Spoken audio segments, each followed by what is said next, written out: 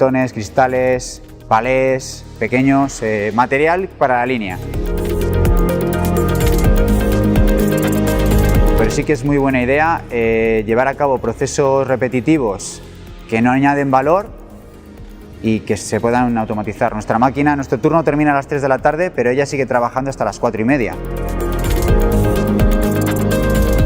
El proyecto fue implantado en octubre de 2016 y empezamos con una única máquina y nos dimos cuenta de que podía hacer hasta 12 servicios a la hora.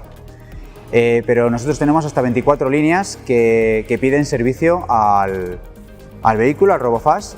Entonces vimos la posibilidad de tener dos y que tal vez no llegara a 24 servicios a la hora, pero sí aproximarnos a 20, que nos ahorre esos 5 minutos por persona para que nosotros nos dedicamos a nuestro negocio, que es hacer luminarias y mover material que lo haga ASTI.